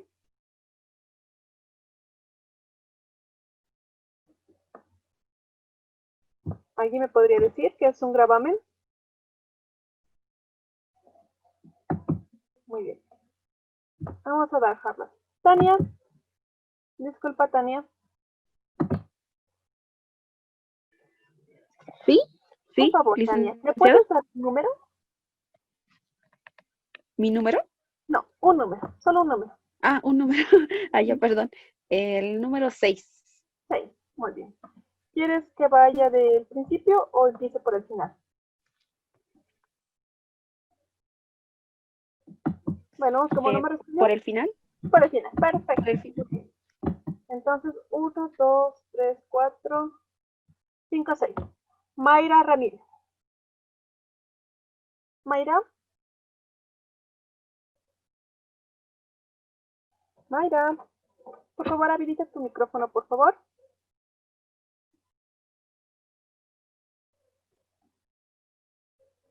Si no me contestan, voy a llamar la lista. Buenas noches, licenciada. Buenas noches, ¿cómo está? Un favor, ¿usted me podría decir qué es un gravamen? ¿Tiene alguna idea de lo que es un gravamen? Es más o menos como una restricción, puede ser a un bien, tal vez a un vehículo. Es como una llave más o menos, algo así. Muy bien, sí, por ahí va la idea. Está bien. Deme un número, Mayra. Mayra. Número 10. 10. ¿Por arriba o por abajo? Por arriba. Muy bien. Vamos a entrar por acá. 1, 2, 3, 4, 5, 6, 5, 6, 7, 8, 9, 10. Erika Aruquipa. Erika. Sí, aquí lice. ¿Usted qué entiende por gravamen? ¿Qué cree que estamos estableciendo como un gravamen? ¿O cómo definiría un gravamen? ¿Es un impuesto sobre un inmueble o una propiedad? ¿Me está respondiendo o me está preguntando? Vale cualquiera de las dos, no se preocupe. Está bien, no se preocupe, Erika. Vamos a dejar claro ahorita lo que es un gravamen. No hay ningún inconveniente. Muy bien. Tanto Erika como Mayra nos han dado unas perspectivas, ¿no? Si bien Mayra estuvo más cerca de la realidad que Erika, vamos a dejar claro una cosa. Un gravamen es una restricción. Como decía Mayra, muy buen ejemplo, una llave que se le pone a una cosa, ¿entienden? Quiero que entiendan que el gravamen no necesariamente o no se circunscribe necesariamente solamente al bien inmueble, como una casa, o a un vehículo, ¿sí? Sino también hay otro tipo de gravamen. Las personas que trabajan en la parte de servicios financieros, en bancos, en entidades financieras, IFDs, cooperativas u otro tipo de entidad financiera, deben saber, o por lo menos deben tener algún conocimiento si son oficiales de crédito. Ah, claro, aquí hay un oficial de crédito. Mañana vamos a preguntarle a él. Bueno, hay que reconocer esto, ¿sí? Los gravámenes, como digo, no solo se circunscriben a un bien mueble o un bien inmueble, sino se circunscriben a todo lo que pueda ser grabado, que pueda ser restringido para su uso, entre comillas, ¿sí? No se aplica mucho en este lado del país, pero sí en el lado del oriente, ¿sí? Hay lo que es el gravamen sobre semoviente. Los semovientes, como ustedes sabrán, son las vacas, las cabezas de ganado, como le llaman allá, y pueden ser también, en el caso muy específico, si es que acaso hay una empresa que hacía, bueno, no estoy segura si sigue, pero hacía hasta hace unos 4 años atrás, la que es la producción de carne de lagarto para exportación. Y ellos podrían decir, hacer un gravamen sobre sus inventarios. Para ellos, sus lagartos no son un bien semoviente, es un inventario. ¿Por qué? Porque al contrario de un semoviente, que es un ser que da su producción y que se mueve, si quieren, pero nosotros producimos a partir de sus productos básicos de ese animal. En el caso de la vaca, es para su leche, ¿no? En el caso de las cabezas de ganado, estamos hablando de inventarios también, ¿sí? Entonces, eso sí es sujeto a gravamen, pero hay una condición. Los de la ASFI te dicen que tiene que estar grabado en la cámara respectiva. Lo malo, lo lastimoso de esta situación es que no todas las cámaras respectivas graban. ¿Sí? En todo este tiempo que he realizado como profesional auditorías externas, he visto 3 casos donde sí se ha hecho ese tipo de gravámenes y se ha hecho una hipoteca, si quieren, sobre inventarios y sobre ganado. Entonces sí se da, pero es poco frecuente. Por eso es que la ley no habla como dación de pago de otro tipo de bienes, con excepción de los inmuebles y los vehículos, ¿sí? Es decir, nosotros debemos un monto X que lo ha determinado impuestos, que puede ser como decir 1 millón de bolivianos que tenemos que pagar a impuestos, ¿sí? Entonces, esos 1 millón de bolivianos, en el momento que nos van a determinar, es muy probable que no podamos hacer el pago. Entonces, ¿qué pasa? La ley nos permite dar a dación de pago o en dación de pago un bien inmueble. Es decir, entregamos un bien inmueble que no tenga gravámenes, que no tenga ningún tipo de arraigo, si quieren, con excepción del que tenga con impuestos. Si el bien inmueble está hipotecado con algún tipo de crédito, no se cuenta. No importa que el crédito ya esté por vencer, solo falta una cuota, no importa, no interesa. Si tiene gravamen y está como registrado como grabado en el caso de los inmuebles en derechos reales y en el caso de los vehículos ahorita no recuerdo el nombre, pero es en la policía, porque ahí es donde se hace el gravamen.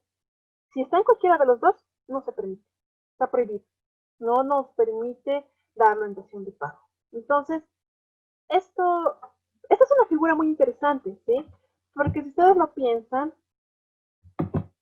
esta dación de pagos nos da la oportunidad de poder evitar futuras contingencias y seguir realizando nuestras actividades, porque ustedes saben que cuando tenemos un incumplimiento por un pago de algún tipo de impuesto, nos pueden congelar las cuentas. Y si nos congelan las cuentas, no podemos hacer nada. Y hoy en día es aún más, si quieren, aún mucho más peligroso eso, porque si nos congelan la cuenta, teniendo en cuenta de que las relaciones económicas ya no son, si quieren, face to face, sino es vía virtual.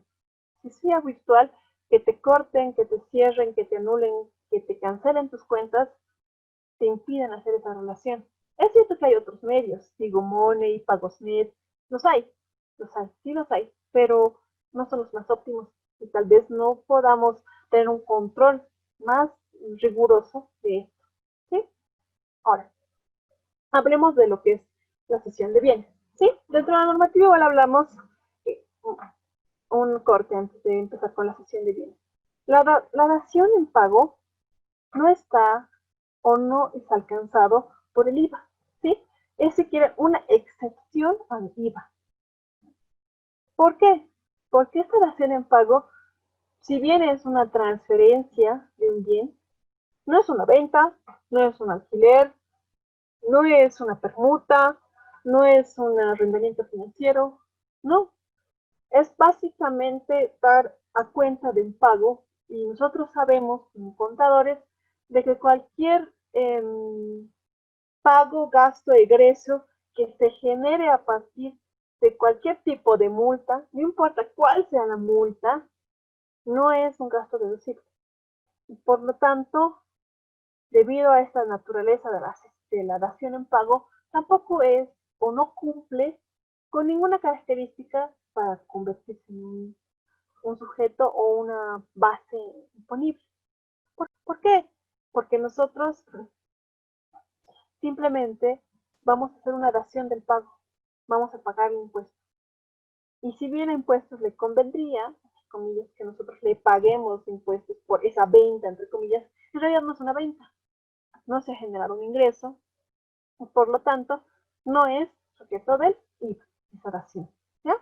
Vamos a la cesión de bienes, ¿sí? Como su nombre indica, como la palabra misma indica, la cesión es una transmisión, una dación, pero a diferencia de la dación en pago, esta es a título gratuito o oneroso. Es decir, la misma es de manera... Un momento, por favor. Va a ser un buen momento para que podamos llamar lista.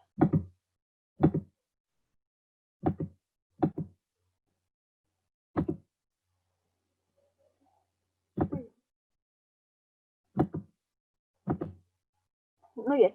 Tenemos la lista antes de empezar con la sesión. Y de esta manera yo poder tener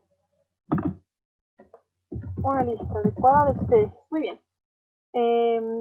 Nilda Giovanna Ríos Poma. Nilda Licenciada, Giovanna. ¿cómo está? Buenas noches, licenciada. Muy bien. Muchas gracias. Y Gladys Jacqueline Laura Quispe. Buenas noches, licenciada. Presente. Muchas gracias. Abigail Fanny Rodríguez Alanoca. Buenas noches, licenciada. Es a la coma. Disculpe. A la coma. Sí. Muy bien, no se preocupe. Muchas gracias a usted. Susana Noemí Corini Mendoza. Buenas noches, licenciada. Es Susana Coromi. Coromi, muy bien. Coromi Mendoza. Vanessa Verónica Mostajo Barrios. Buenas noches, licenciada. Buenas noches. Claudia Mercedes Zuleta Quispe. Buenas noches, licenciada. Muchas gracias. Dalmin Tapia Pacamia. Buenas noches, licenciada. Presente. Muchas gracias. Erika Ruquipa Mamani. Presente, dicen. Muchas gracias. Neisa Antequera. Buenas noches, licenciada. Sí, Antequera. ¿Solo tienes una pequeña Antequera? Sí. Ok, no hay problema. Perdón. Roselín Tiñini Tambo. Buenas noches, licenciada. Buenas Presente. noches. Muy bien. Karen Alejandra Cayagua Mejillones. Buenas noches, licenciada. Es Cayagua. Cayagua, ok, Cayagua. Gracias. A usted. Margarita Graciela Quiroga Cusi. Dicen buenas noches. Buenas noches. Carmen Rosa Condori Beria. Licenciada, buenas noches, presente. Buenas noches. Ovidia Mercedes Quispe Pocoata. Buenas noches, licenciada, presente. Muchas gracias. Andrea Kenayata Chejo. Licenciado, buenas noches. Buenas noches. Paola Mayra Ramírez Pallarcón. Sí, buenas noches, licenciada. Pallarcón. Pallarcón, ok.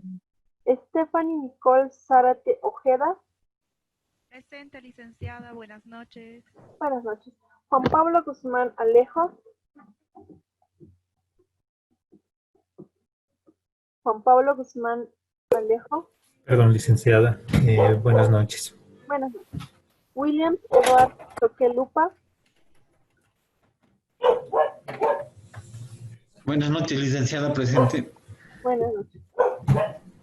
Tania Mercedes Mujica Nachi. Presente, licenciada. Buenas noches. Vilma Mequillanes Mavani. Presente, licenciada. Bien, muchas gracias. ¿Hasta acá tienen alguna pregunta? No, todo es claro. No se fue. A ver, no se fijaron, se fue. ¿Hay alguna pregunta? Licenciada, tengo una consulta. Respecto al impuesto que se aplica al importador Ya. y una vez que ha realizado la venta de la comercialización.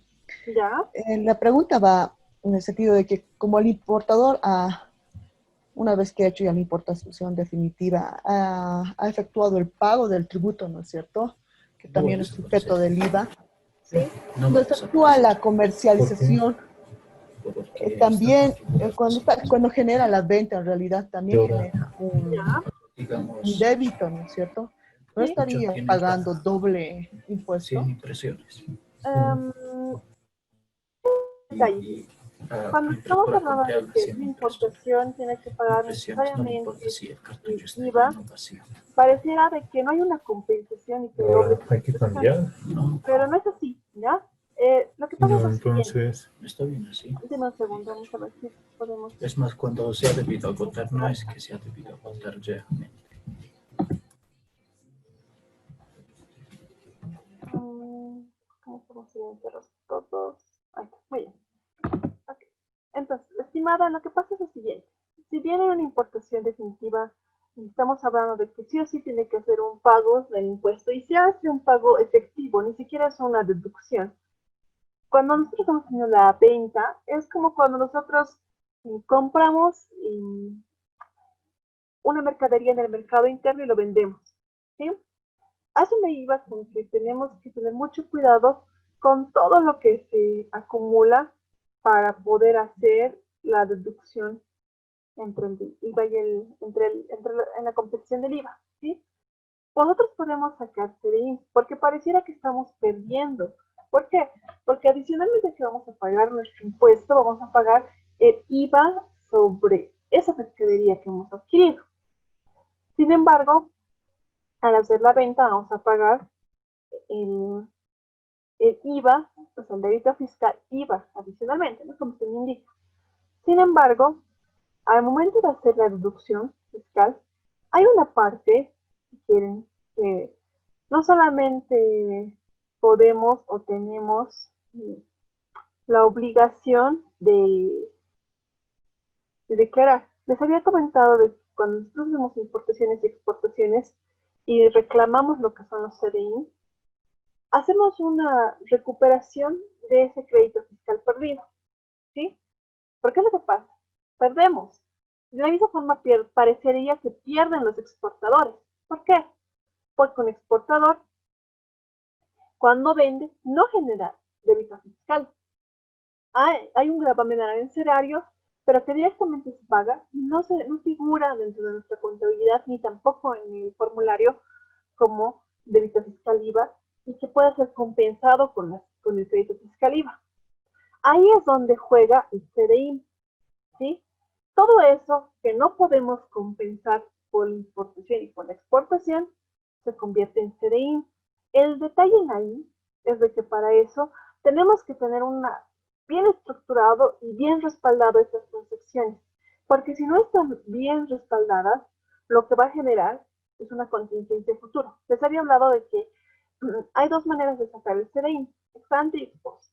Entonces, si nosotros de manera, no diríamos arbitraria, porque tenemos el derecho de hacer también eso, sino de manera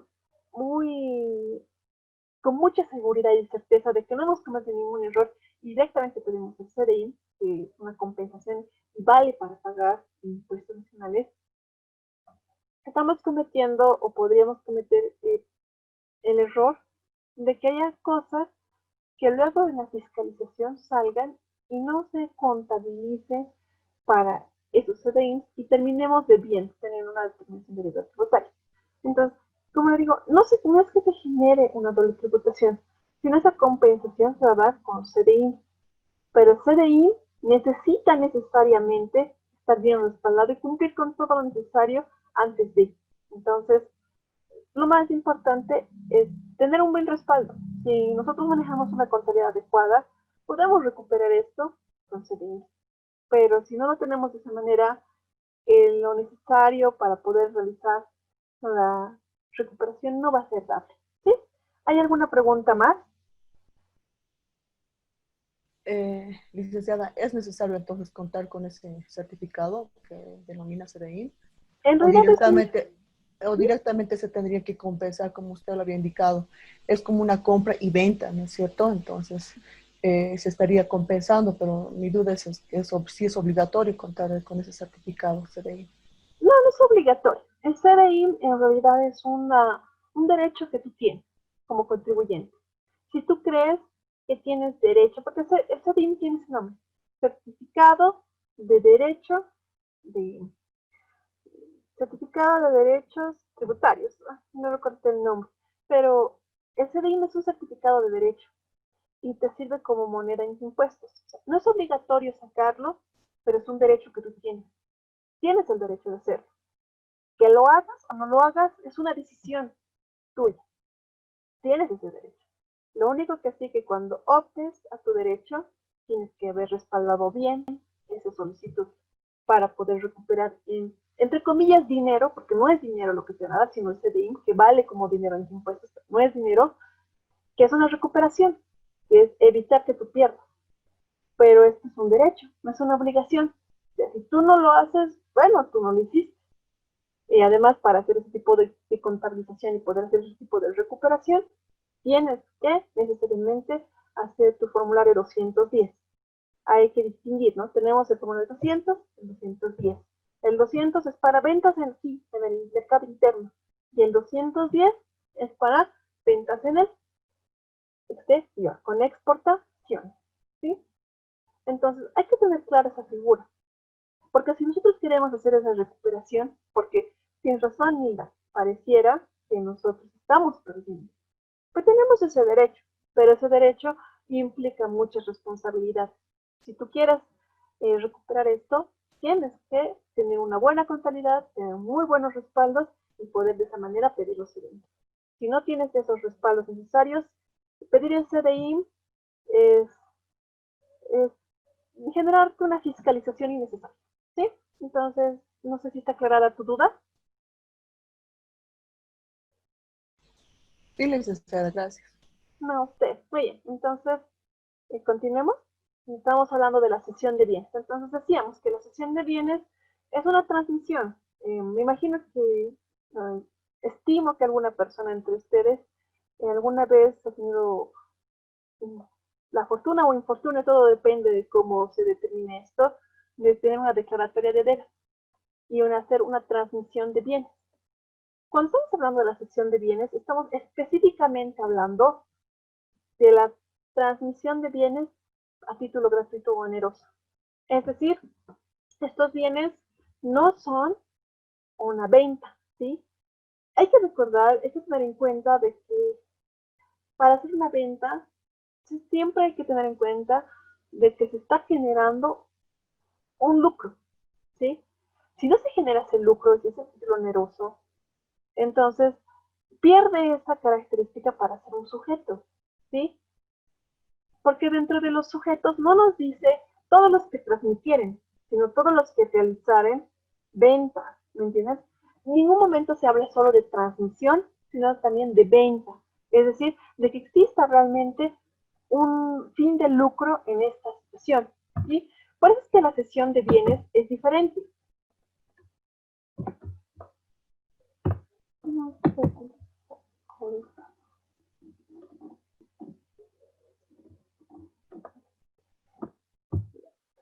Cuando estamos hablando de la cesión de bienes, estamos hablando de algo diferente, ¿sí?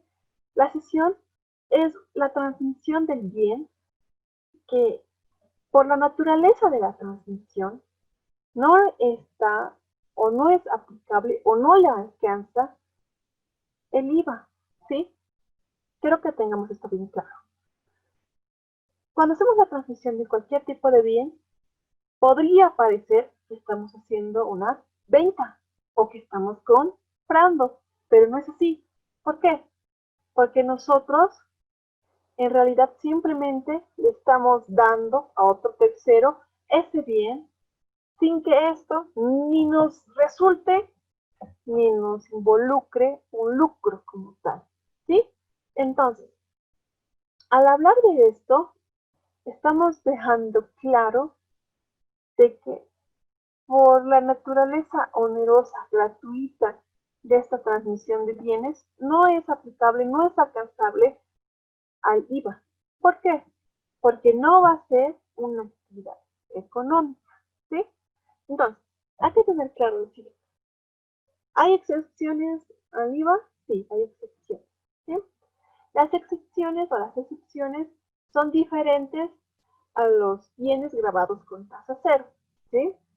Una cosa es que la ley te diga que ciertas operaciones, ciertas transacciones, ciertas cuestiones contables financieras o operaciones financieras no son pasibles o no son deducibles o no pueden ser alcanzados por IVA, y otra muy diferente que tengan un IVA tasa cero, ¿sí? ¿Ok? Cuando estamos hablando de IVA tasa cero, estamos hablando de que el impuesto, la base imponible existe, pero la tasa por la que se va a multiplicar esa base imponible es cero, ¿sí? ¿Hay alguno que tenga conocimiento de cuáles son tasas cero en Bolivia? Hay dos casos bastante conocidos, ¿sí?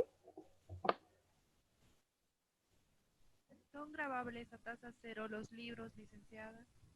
Muy bien, muchas gracias, estimada. También, licenciada, ¿sí? también es el transporte internacional. Muy bien. Y no sé si me equivoco, también están las cooperativas mineras. Ellos son otro régimen especial, ¿sí?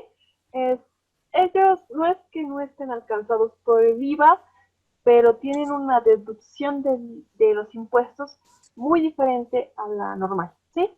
Está dentro del marco de otro tipo de normativa legal, que sí entra, o sea, en la liquidación minera, sí entra la liquidación impositiva, pero no está o no es enmarcado de la misma forma, ¿sí?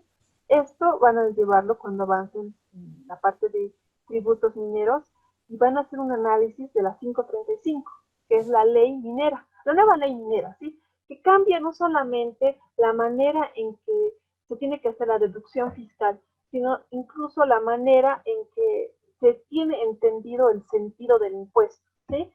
Hasta antes de la 535, que es nuestra actual ley minera, la manera en que se optaba o se estudiaba o mejor, no sé cómo explicarlo, se analizaba, se aplicaba la normativa minera, era sujeta para, entre comillas, más liberal, para que hubiera mayor captación de capital. Pero lastimosamente, debido a todas las circunstancias que bien o mal ha sucedido en el país, y debido también a la misma coyuntura que tenemos, ¿no? Que es un poco complicada, esto ya ha cambiado.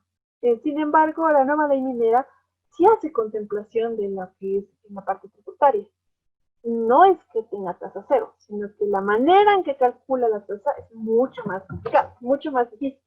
O sea, y es en beneficio del Estado, pero no amedrentando, pero sí podríamos decir, haciendo que la actividad económica minera sea mucho más difícil, hablando de manera privada.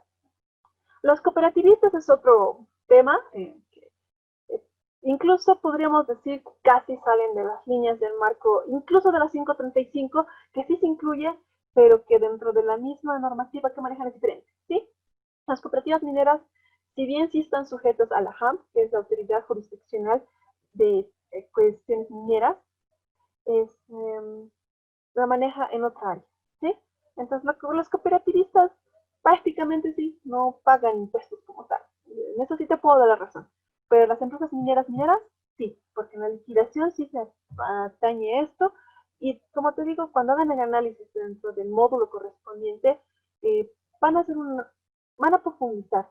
No es que haya tasa cero, pero sí es que hay incluso las tasas van a cambiar. Entonces es una cuestión mucho más exquisita. Es muy interesante el análisis que se hace y si ustedes desean, tengo un artículo sobre esto que habla sobre todos los cambios que hay entre la 535 y la anterior ley minera, que no solamente habla de la parte legal, sino también de las consecuencias en la parte tributaria y así también las consecuencias en la parte de beneficios sociales.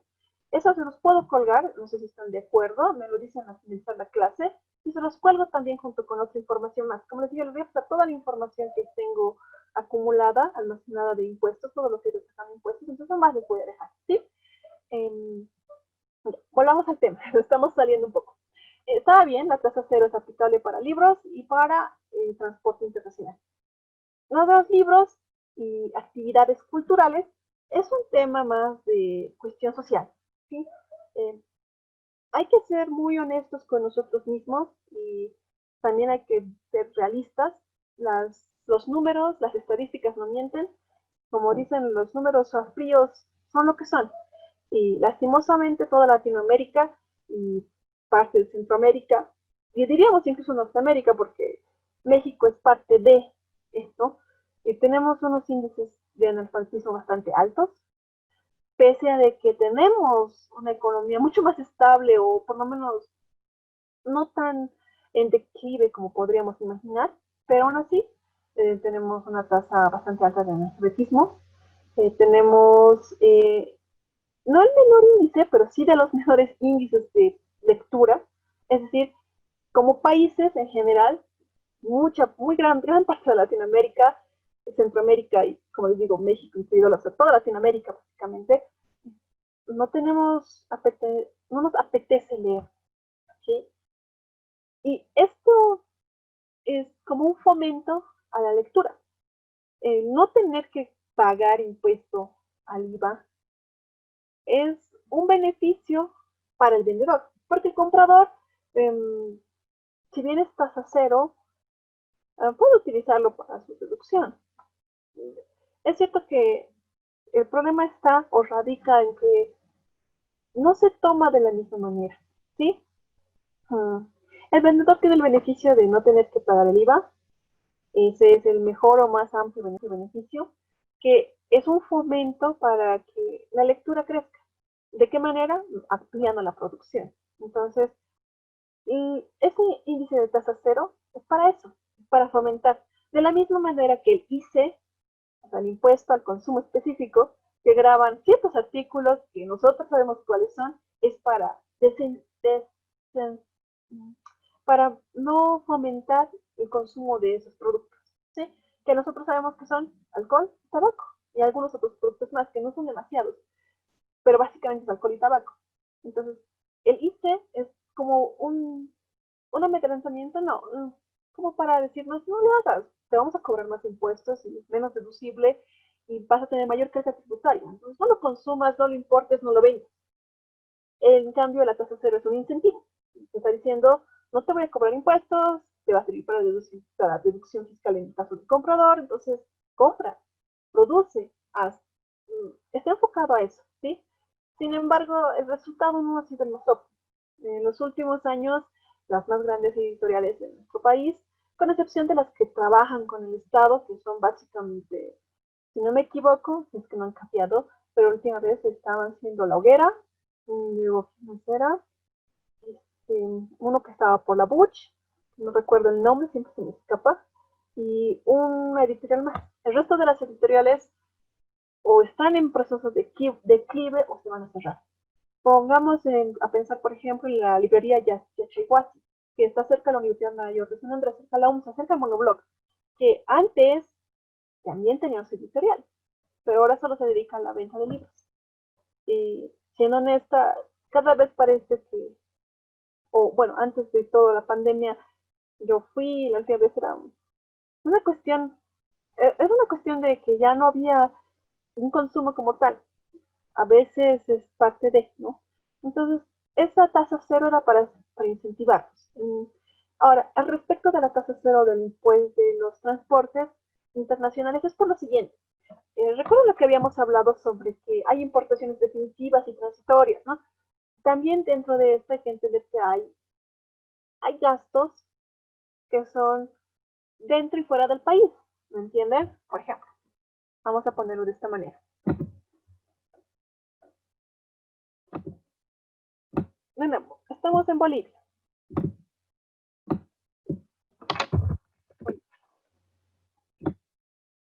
Estamos en Bolivia. Nosotros tenemos importaciones y exportaciones. Sale, entra la mercadería. Tampoco hay mucho problema en esto. Sale, entran. Pero las empresas que hacen el transporte a veces son la misma. Es decir, empresa A sale de Bolivia hacia Perú o hacia Chile y regresa. Y esas facturas no se pueden considerar a veces ni nacionales ni extranjeras. Por eso es que las entidades, las empresas de transporte internacional, no solamente por una cuestión de solicitud, sino también porque es la realidad. ¿Cómo distinguir, cómo discernir cuánto de gasolina exactamente se ha gastado y cuánto hay que cobrarle en territorio nacional y facturar con factura nacional y cuánto cobrar con factura internacional? Es una complicación, se dan cuenta, porque tendríamos que hacer una determinación por kilometraje. Y hasta eso es complicado, ¿saben por qué? Porque puede que haya habido un bloqueo, puede que haya habido, no sé, justo en la tranca de Desaguadero o en la tranca de Panduro ha sucedido cualquier tipo de acontecimiento que no estaba contemplado y tenemos la mala suerte o la desventura de que lo que tenía que hacer un viaje de 5 horas termina siendo de 7 horas. Entonces, si eso sucede, ¿qué pasa? No sabemos cuánto realmente se ha gastado, ¿no? Entonces, hacer ese discernimiento, separar realmente el costo que corresponde a Bolivia y el costo que corresponde al extranjero, era muy complicado. Por eso es que se tomó la opción por hacer tasa cero, para cuestiones internacionales. Por eso es que es específico para transporte internacional. No estamos hablando simplemente de importes de transporte pesado, porque si habláramos de eso y dijéramos que el transporte pesado en su generalidad va a ser con tasa cero, estaríamos cayendo en una mala jugada para nosotros mismos. Porque es cierto que el transporte pesado sí hace carga internacional, pero no toda su carga es internacional, y no todo su trabajo hace internacional. Una parte va a ser en Bolivia. Entonces, esa parte que está en Bolivia se factura en Bolivia como tal, porque está dentro del territorio nacional, o sea, no ha salido de ese territorio. Pero cuando sale, ahí es cuando se utiliza la factura internacional y se utiliza la denominada tasa cero para estos casos. Entonces, hay que hacer una distinción bien clara. Una cosa son las excepciones, que son básicamente cosas bien específicas, se han dado cuenta. Compras, ventas de segundo grado, es decir, segundas ventas en el caso de bienes inmuebles y de vehículos, cesión de bienes, dación de pago, que estén excluidas y exentas, además de todo lo que es las operaciones financieras, es decir, los intereses. Si se han dado cuenta, si algunos de ustedes tienen préstamos bancarios, no les dan una factura por cada cuota que pagan. O sea, no les dan una factura, no es deducible los intereses que pagan por el préstamo. Y esto también es una manera de incentivo. Están incentivando entre comillas, al que te está prestando para que siga prestando. ¿Por qué? Para mantener unas tasas relativamente bajas de interés. Hay que tener claro de que la tasa activa y la tasa pasiva tienen un margen muy amplio. Y si ustedes hacen un análisis económico, el margen es brutal. O sea, no solamente es que la tasa pasiva, que es lo que nos pagan a nosotros por nuestros ahorros, que no supera el 5%, que es risorio, es risible, sino que adicionalmente lo que nos prestan está arriba del 6%. En el mejor de los casos, en un productivo con la mejor pacientes se imaginen con las mejores facilidades está 6.5. Es lo más bajo y eso estamos hablando de un tipo de crédito muy específico que se llama hipotecario de vivienda social. Cuando una persona natural, por primera vez, que no tiene ningún tipo de bien mueble, saca un crédito hipotecario para comprarse una vivienda, su primera vivienda, por el vivienda social. Y ese es el interés más bajo. Por debajo de ese interés no hay más. Y el resto es alto. El productivo, que se supone que debería ser muy bajo, siempre está oscilando entre el 10 y el 11.5. Entonces, si se dan cuenta, hay una gran distancia entre la tasa pasiva que nos pagan a nosotros, que no supera el 5% en el mejor de los casos, y la tasa activa para ellos, que es lo que nos cobran a nosotros por prestarnos, que supera el 10%. Entonces, si bien es un incentivo, se supone que les están incentivando para prestarnos, en realidad creo que es un flaco favor que nos hacen, pero bueno, el sistema financiero está estructurado de cierta manera, se lleva décadas así, hay que ser muy sinceros con eso, no es algo de este gobierno, ni del anterior, sino es bastante antiguo todo esto.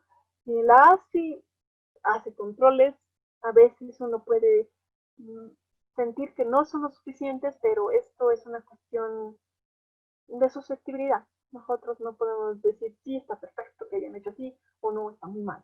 Entonces, ¿te parece que es así, no? Entonces, lo que sí quiero dejarles claro es lo que se había hablado, ¿no? Exentos y tasa cero. Exentos son los que no son sujetos del IVA. Tasa cero son sujetos del IVA, pero su alícuota es cero. Entonces, esa es la diferencia. Entonces, estimados, ya vamos a concluir en 6 minutos. Quisiera saber si tienen preguntas. Yo quisiera que me las formulen. En caso de que no me las formularan, yo voy a empezar a formularlas, así que si quiero que me formulen preguntas, por favor. Licenciada, una pregunta.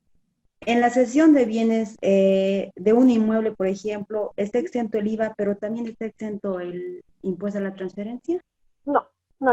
El impuesto a la transferencia, que es parte del impuesto a las transacciones, debemos entenderlo de la siguiente manera.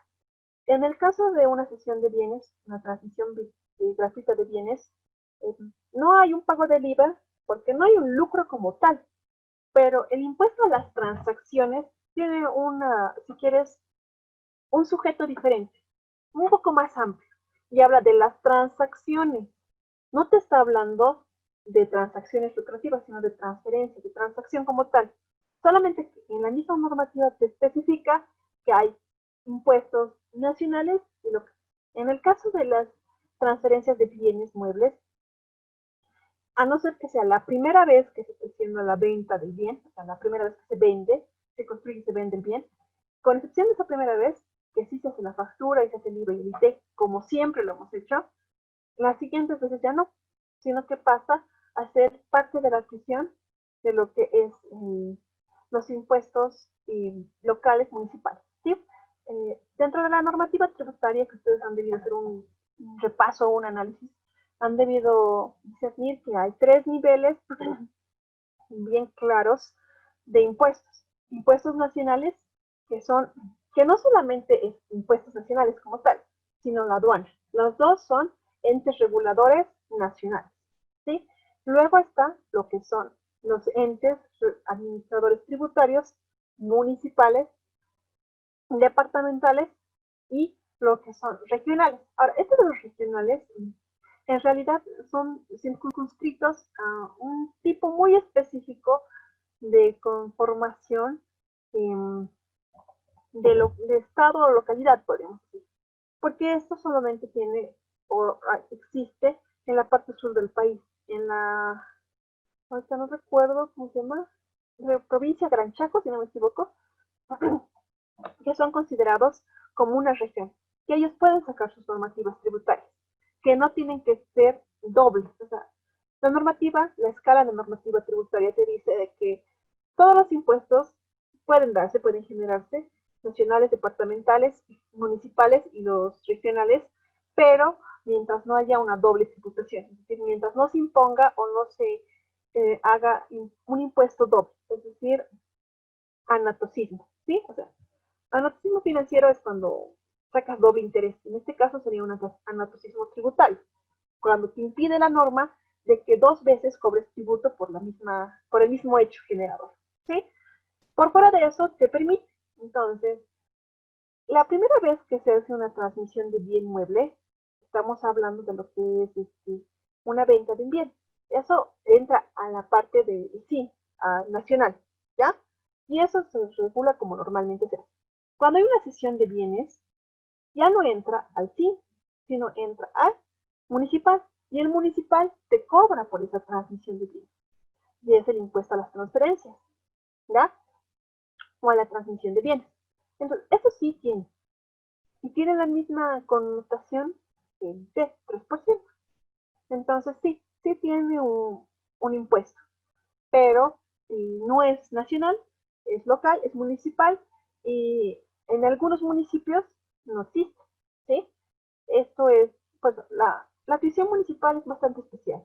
Hay municipios que pueden determinar la supresión de ciertos impuestos o la disminución de impuestos, ya sean para los muebles o para los vehículos, ¿sí?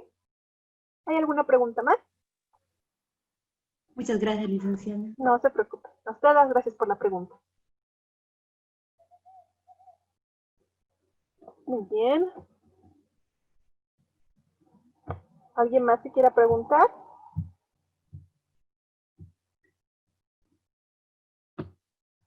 ¿Nadie?